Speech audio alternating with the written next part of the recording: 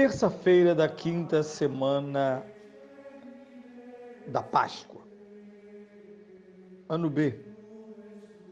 Eu sou o Padre Pedro Paulo e começa agora mais um programa, a Bíblia no Mundo de Hoje.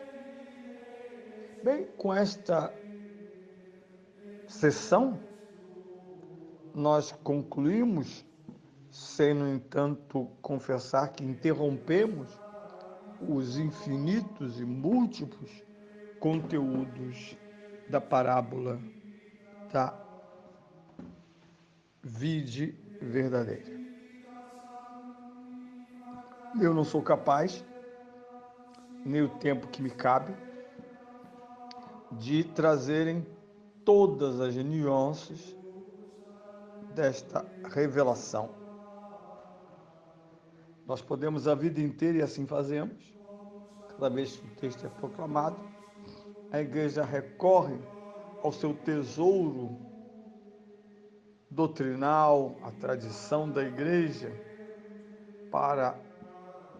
porque em todas as épocas, em diversas línguas, gregos ou orientais e latinos, escreveram rios sobre este e todos os textos principais, seja da Sagrada Escritura no Novo Testamento, seja na concepção hermenêutica cristã do Antigo Testamento. Motivo pelo qual nós ainda lemos a Torá. Eu não leio a Torá como um judeu, eu leio a Torá como cristão, católico e pós-pascal, isto é, que vive na plenitude da paixão, morte e ressurreição de Jesus. Por isso, hoje, eu me dirijo a vós para a leitura do Antigo Testamento,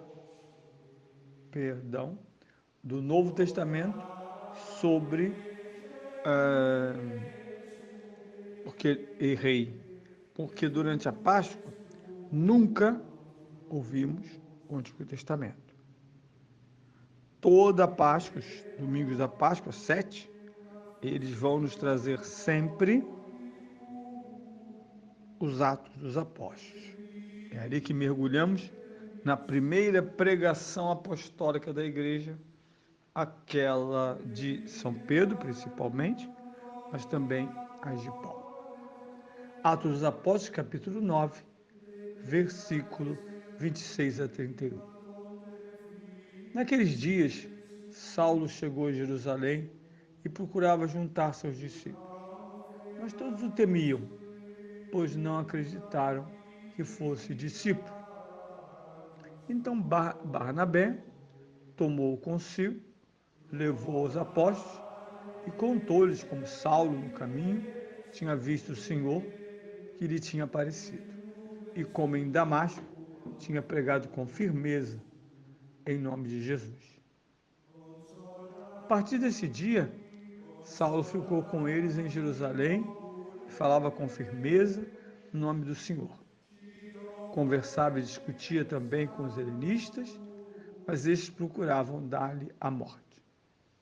Ao saberem disso, os irmãos levaram-no para Cesareia e fizeram-no seguir para Tarso. Entretanto, a igreja gozava de paz por toda a Judéia, Galiléia e Samaria, edificando-se e vivendo no temor do Senhor, e ia crescendo com a assistência do Espírito Santo. Belo texto, capítulo 9, em que aparece, depois da sua experiência de conversão, o futuro apóstolo São Paulo. Aqui ele ainda é Saulo. Nota essa nomenclatura importante. A Bíblia não usa uma nomenclatura estranha. Ela ainda o chama, como chamou primeiramente Abraão de Abrão, Sara de Sarai, até que como receberam a plenitude da revelação naquele momento, eles são rebatizados Um será chamado agora Abraão, que tem outro significado em relação ao seu nome pagão, e também sua esposa e seus filhos e netos receberão o nome que vem do dorso da aliança.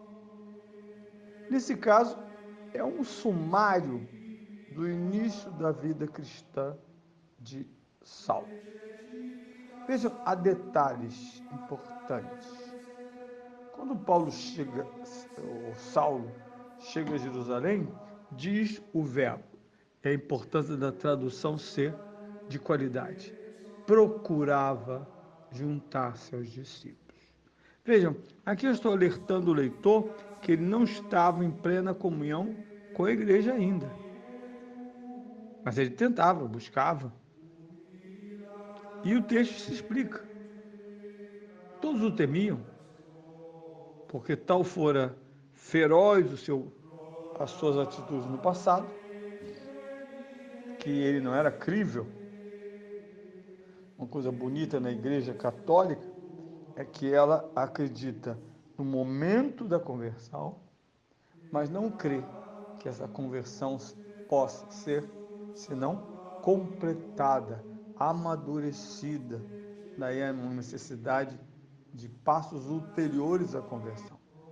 Quando qualquer protestante diz ser convertido, em geral convertido à igreja protestante, porque quem está na igreja é convertido a Cristo, basta. Mas ele, além de dizer que se converteu, ele quer e parece ser incentivado a práticas de conversão imediatista. Logo, ele vai ganhar uma linguagem, uma retórica, se for necessário uma roupinha, e ele passa a negar seu passado veementemente, como se ele não tivesse passado. Por isso, Paulo não está plenamente inserido que o juízo é grave. Por que eles o temiam? Porque eles não acreditavam que ele fosse discípulo. É preciso que a igreja atraia Saulo até São Pedro e os apóstolos. E aqui está uma figura gigante, e a gente humanamente fica muito decepcionado quando vê o fim da relação de São Paulo e São Barnabé. São Barnabé é um diácono da igreja, parente de São Marcos, que tem muito prestígio junto aos apóstolos, mesmo porque os diáconos são uma criação apostólica, lá no capítulo 6. Ele então usa o seu prestígio para apresentar Saulo aos apóstolos. E ele usa não uma carta enganosa de apresentação, ele não cria um currículo não transparente, ele diz somente aquilo que aconteceu, o caminho para Damasco. Como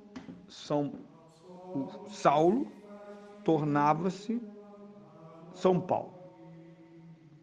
E um dos códigos importantes aqui é que o Senhor ressuscitado lhe tinha aparecido e falado com ele.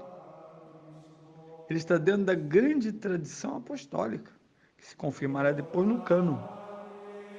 Os apóstolos dizem a São Tomé, no capítulo 20 do Evangelho de São João, vimos o Senhor. Vai ser motivo de contestação por parte de Dídimo ou São Tomé. Ele participara do grande Dom Pascal. Eu vi e ouvi Jesus ressuscitado. Coisa que nós não temos, claro, algum ciúme temos, um privilégio da comunidade apostólica, somente essa. Que logo depois será a comunidade apostólica, ela mesma, a transmitir Jesus ressuscitado pelas vias do testemunho, mas também do sacramento. E a partir dali, Saulo circula livremente entre os cristãos. Mas eu quero terminar mostrando uma coisa muito interessante. Saulo ainda não está pronto. Fervoroso, bom, acabou de fazer o crime de adultos, mas ele ainda é verde.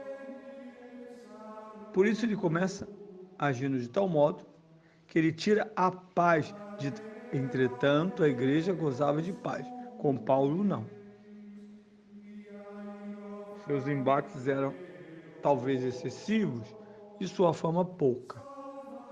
Então é preciso que ele seja retirado da comunidade de Jerusalém, vai para o porto de Cesareia, no norte de Israel, e segundo um outro texto de Atos dos Apóstolos, ou do próprio Paulo, ele vai primeiramente para casa, para Tarso, depois vai para a Arábia, estudar mais, conhecer mais, conviver mais com o cristianismo, que não foi fundado por ele, mas na qual ele está eternamente configurado. O importante é a igreja, edificando-se e vivendo no temor do Senhor, crescendo sob a assistência do Espírito Santo.